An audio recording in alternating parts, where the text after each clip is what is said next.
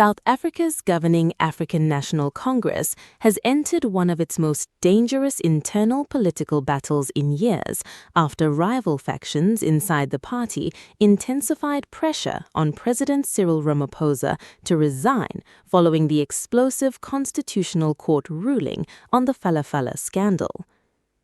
What began as a constitutional judgment about parliamentary procedure has now evolved into a full-scale political crisis threatening the stability of both Ramaphosa's presidency and the ANC itself. And inside ANC structures, the atmosphere has reportedly become deeply tense. Senior figures aligned to rival camps within the party have increasingly turned the Falafala matter into a battle over the future direction of the ANC, with some leaders openly arguing that Ramaphosa's continued presence at the top is damaging the party politically ahead of future elections. The Constitutional Court ruling changed everything.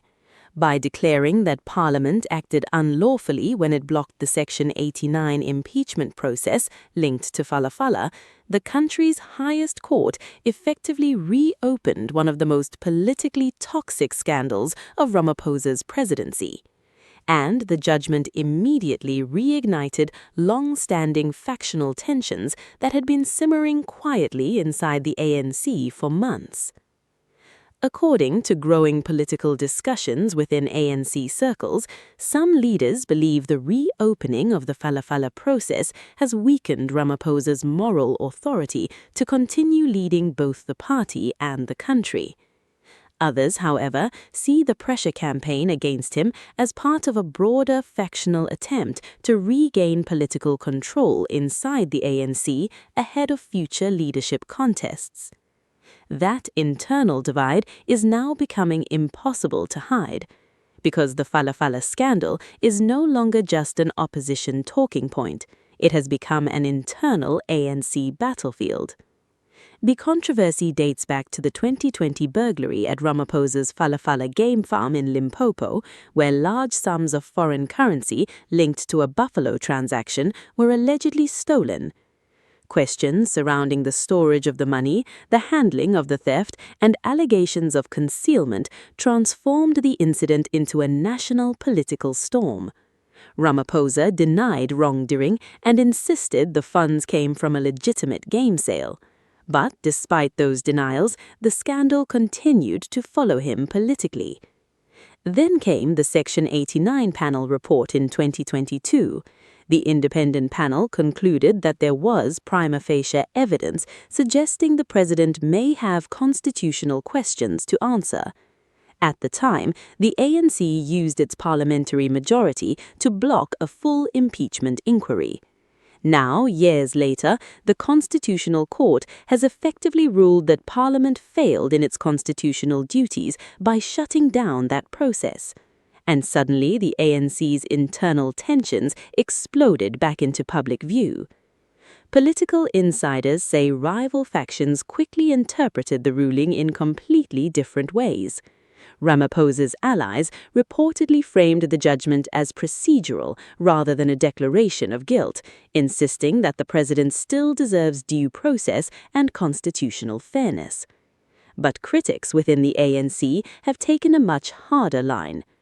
Some have reportedly argued that the continued political damage surrounding Falafala risks weakening the ANC further at a time when the party is already battling declining electoral dominance, coalition uncertainty, and rising public frustration over governance failures.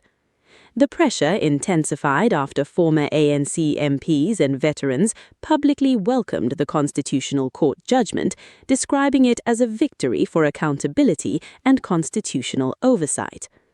Those reactions created the impression that dissatisfaction with Ramaphosa's leadership may extend beyond opposition politics and into sections of the ANC's broader political family. And now, according to analysts, the real battle is no longer about the legal details of Falafala itself, it is about succession politics. Because inside the ANC, every major political crisis eventually becomes linked to leadership positioning and factional power calculations. Some observers believe rival camps are already using the renewed scandal to weaken Ramaphosa's influence before future internal leadership negotiations begin. Others warn that forcing Ramaphosa out could plunge the ANC into even deeper instability at a time when coalition politics already make governance far more fragile than before. The stakes are extremely high. Since losing its outright parliamentary majority, the ANC has depended increasingly on coalition arrangements and political cooperation to maintain stability.